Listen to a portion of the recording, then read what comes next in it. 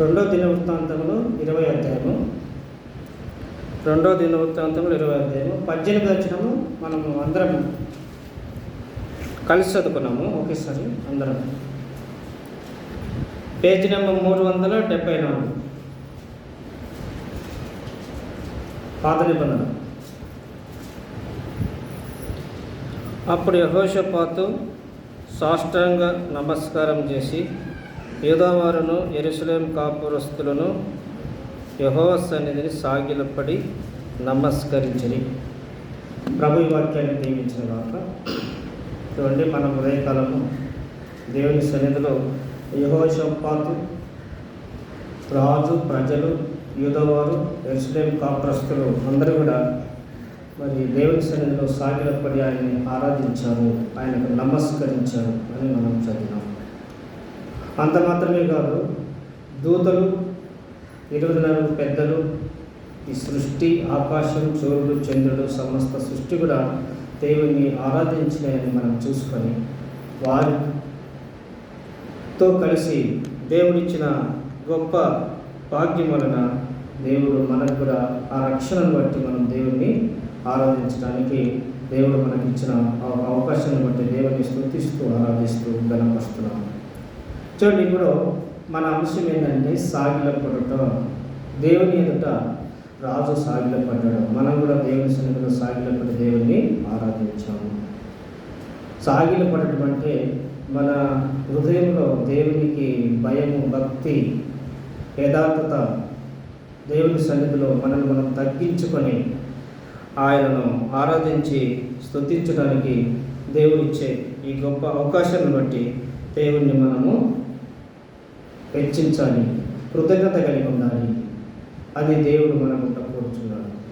అయితే ప్రభు సన్నిధిలో మనం ఇప్పుడు ఆయన శరీర రక్తంలో పాల్గొనడానికి మనము మరి ఇప్పుడు కూడి ఉన్నాము.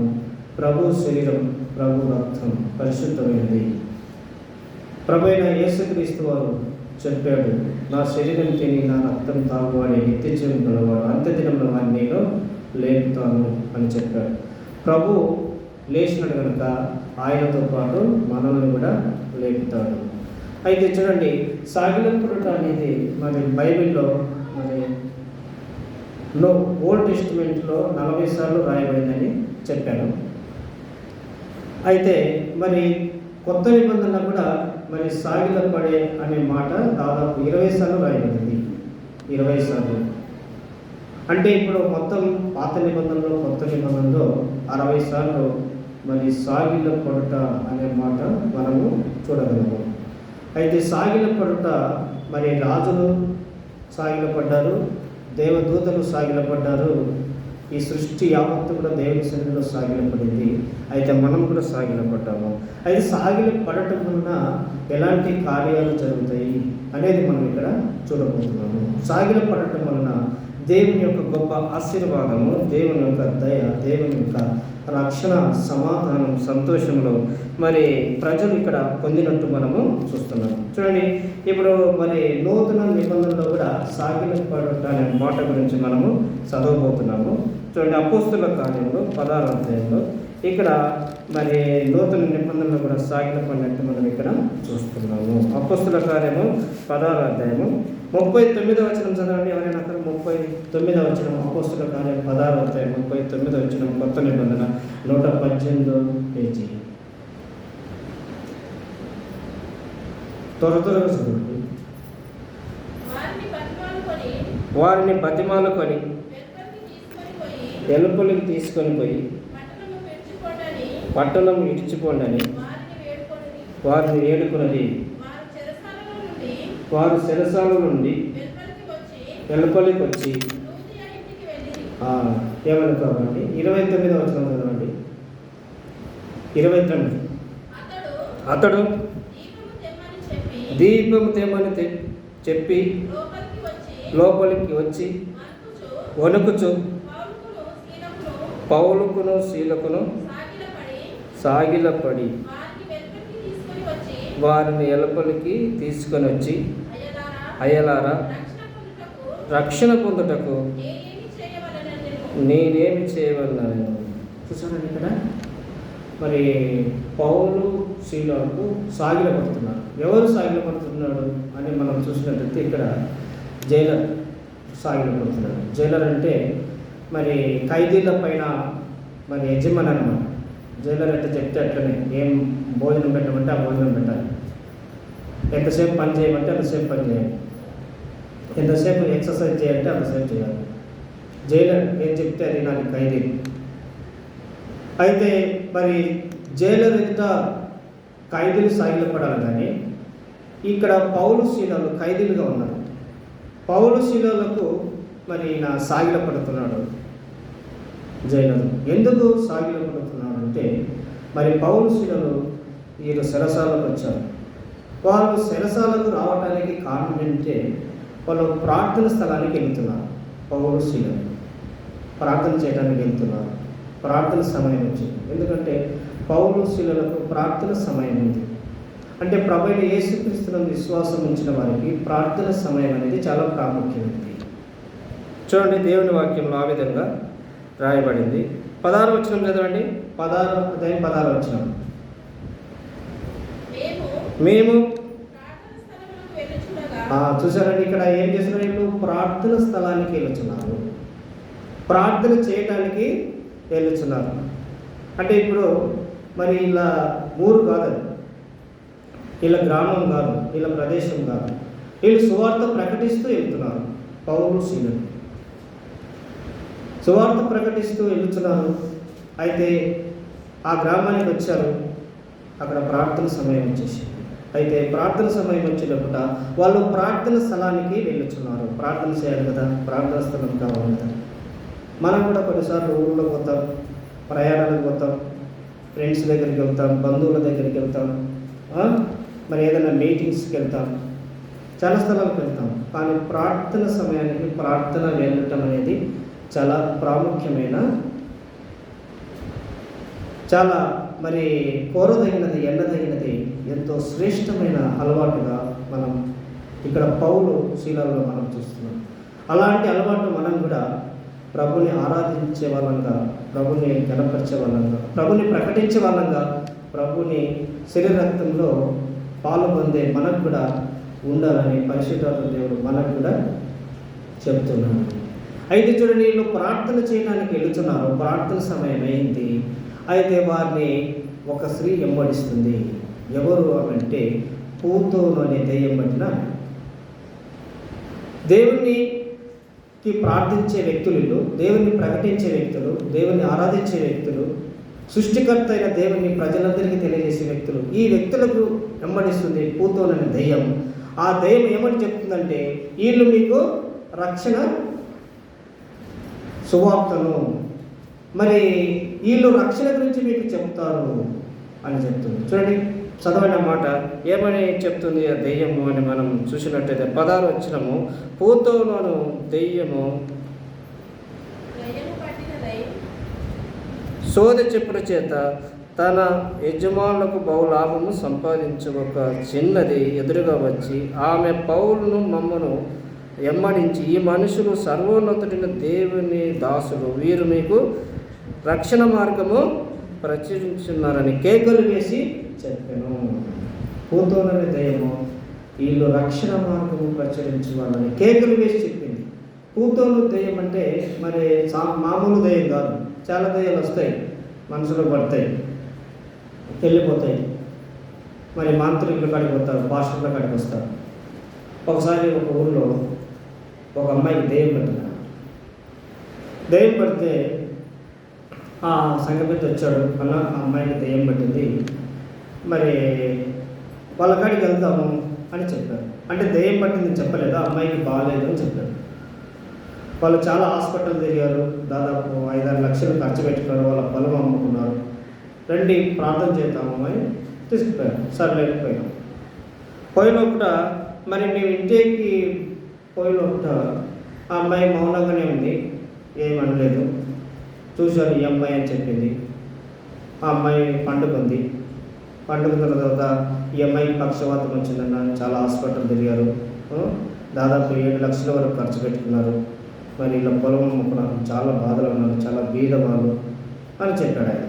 అయితే మనం ప్రార్థన చేద్దాం, దేవుడు సాయం చేసుకొని మేము వాళ్ళ ఇంట్లోకి వెళ్ళాము. వాళ్ళ డాడీ ఉంది, వాళ్ళ మమ్మీ ఉంది, వాళ్ళ నాన్నమ్మ ఉన్నారు, వాళ్ళ అమ్మ ఉంది. ఆ అమ్మాయి దాదాపు మరి ఇంటర్ చదివే అమ్మాయి. చూశాను. చూసినప్పుడు మరి ఏ కాలు పడిపోయింది, ఏ చేయికి వెళ్ళి పడిందంటే వాళ్ళు రైట్ హ్యాండ్ లెగ్ చూపించారు. చూశాను. చూస్తే నాకు వెంటనే డౌట్ వచ్చింది. పక్షవాతము వలన పడిపోయిన చెయ్యి కాలు కాదు ఇది. మరి ఈ అమ్మాయికి దెయ్యం పట్టింది. దెయ్యం వలన ఈ కాలు చెయ్యి మరి మీకు పని చేయకుండా దెయ్యమే చేసిందని చెప్పాను. నేను చెప్పే లోపల ఆ అమ్మాయి వెంటనే కోపం అయిపోయింది. కోపం అయిపోయి వాళ్ళు చాలా కొట్టేట్టు చూస్తుంది అనమాట. కొట్టాలన్నట్టు చూస్తుంది. కళ్ళు పెద్దగా చేసింది, ఎర్రగా చేసింది. చేసి ఎందుకు వచ్చావు మా ఇంట్లోకి, వెళ్ళిపో అంటుంది.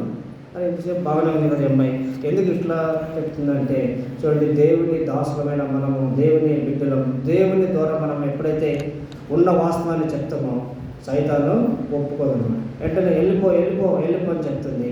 అయితే నేను ఒకటే ఒక మాట చెప్పినాను, నేను వెళ్ళిపోవడానికి కాదు, నిన్ను పంపించాలని వచ్చాను, డోంట్ వరీ, నువ్వు అలవాటు అని చెప్పాను.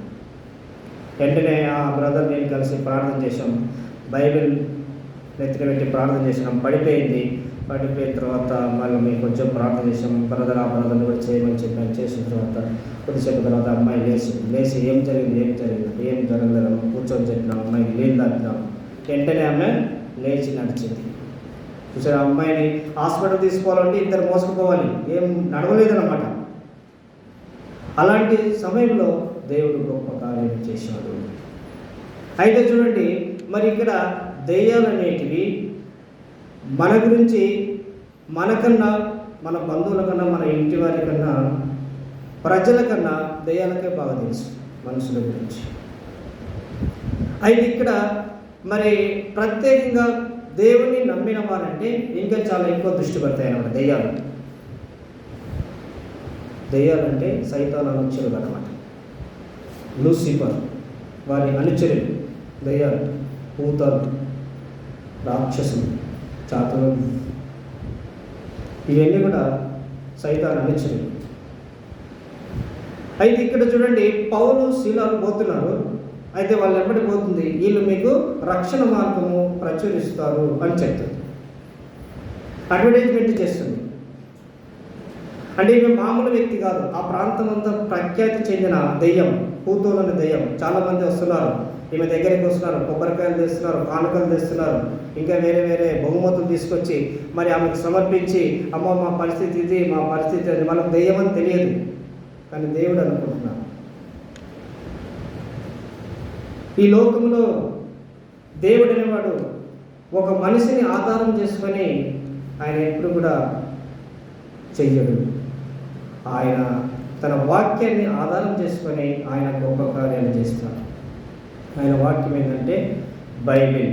చూడండి, ఇక్కడ ఈ పూతోనున్న దెయ్యము ఏమని చెప్తుందని మనం చూసినట్టయితే చూడండి, 17వ వచనం చదవండి. 17వ వచనము 17 వర్స్. ఆమె పౌలును మమ్మల్ని వెంబడించి, ఈ మనుషులు సర్వోన్నతమైన దేవుని దాసులు, వీరు మీకు రక్షణ మార్గము ప్రచురించువారై ఉన్నారని కేకలు వేసి చెప్పాను. చూసారా, అంతమంది చూస్తున్నారు, గ్రామస్తులు చూస్తున్నారు, గ్రామ పెద్దలు చూస్తున్నారు, అక్కడ మరి జ్ఞానులు చూస్తున్నారు, గొప్ప వాళ్ళు చూస్తున్నారు. ఎవరు కూడా వీళ్ళు రక్షణ మార్గం ప్రకటించేవాళ్ళు, సర్వోన్నతమైన దాసులను ఎవరు కూడా గుర్తించలేకపోయారు. కానీ ఇక్కడ దెయ్యం ఏం చెప్తుంది, అందరికీ గట్టిగా కేకలు వేసి చెప్తుంది. ఎందుకంటే ఆమె చెప్తే మరి వాళ్ళందరూ కూడా నిజమే అనుకుంటారు. ఎందుకంటే అంతకు మునిపే ఆ దెయ్యము ఆ ప్రాంతం అంతా ప్రసిద్ధి అయిపోయింది. వారి యజమానునికి బహు లాభము సంపాదిస్తుంది. యజమానులకు అంటే ఎవరైతే మరి ఆ దెయ్యాన్ని మా ఇంట్లో ఉండమ్మా, మీ ద్వారా మాకు లాభం వస్తుంది అని చెప్తారు కదా. కనుక ఈ లోకంలో కూడా చాలామంది మరి దెయ్యాల ద్వారా కూడా బతుకుతున్నారు. దెయ్యము ద్వారా వాళ్ళ లాభాలు సంపాదించుకున్నారు. చూడండి, ఒక మాంత్రికుడు ఉన్నాడు అనుకోండి. ఆ మాంత్రికుడు మరి ప్రతి అమావాస్య రోజు అతడు పూజలకు వెళ్ళాలి. పూజ కంటే ఎక్కడికి వెళ్ళాలంటే శ్మశానంలోకి వెళ్ళాలి. శ్మశానంలోకి వెళ్ళి అక్కడ పూజ చేయాలి. తర్వాత మరి అతడు కొన్ని నిమగ్నలు, కొన్ని నిబంధనలు అతడు కలిగి ఉండాలి. మాంత్రికులు ఏం చేస్తారంటే పాము కడితే మంత్రిస్తారు, తేలు కడితే మంత్రిస్తారు, కడుపులను మంత్రిస్తారు, జ్వరం వచ్చే మంత్రిస్తారు, ఇంకా వేరే వేరే మంత్రాలు చేస్తారు మనం. అయితే వీళ్ళు మరి కొన్ని స్థలాల్లో కూడా వాళ్ళు భోజనం చేయకూడదు. వాళ్ళు మరి ఏర్పరచబడిన వారు ఏ స్థలంలో భోజనం చేయాలో ఆ స్థలంలోనే భోజనం చేయాలి. చాలా నిబంధనలు ఉంటాయి వాళ్ళు. లేకపోతే ఆ మంత్రాలు వాళ్ళు వేరే వాళ్ళ పైన ప్రవహించినప్పుడు ఎవరైనా వచ్చి సార్ నాకు జ్వరం వచ్చింది అంటే మంత్రిస్తే జ్వరం పోవడానికి మరి వీళ్ళు ఎట్లా ఇష్టానుసారంగా తిని ఇష్టానుసారంగా తిరిగి వాళ్ళకి ఇష్టం వచ్చినట్టు చేస్తే ఆ మంత్రాలు పనిచేయమన్నమాట. అయితే వీటన్నిటిపైన మరి ఎడ్డు సైతాను. అయితే వీళ్ళు సైతానికి దాసులుగా ఉంటారు ఈ మాంత్రికులందరూ. ద్వితీయోపదేశ కాండము 13వ అధ్యాయంలో మనం ఈ యొక్క మాటలు చదవగలుగుతాం. చూడండి, మాంత్రికుల గురించి రాయబడింది ద్వితీయోపదేశ కాండం 13వ అధ్యాయంలో. కనుక యేసులో నమ్మకమునకు ప్రభువైన యేసుక్రీస్తున్న విశ్వాసమునకు నేను కూడా కొన్ని మంత్రాలు చేస్తుంటాను. పాము గడిస్తే మంత్రం, తేలు గడిస్తే మంత్రం, ఇంకా వేరే వేరే మంత్రాలు. అంత డీప్లోకి వెళ్ళలేదు నేను. ఇంకా చిన్నతనంలోనే నేను 15 ఇయర్స్లోనే నేను వేసుకోకుండా నమ్ముకున్నాను.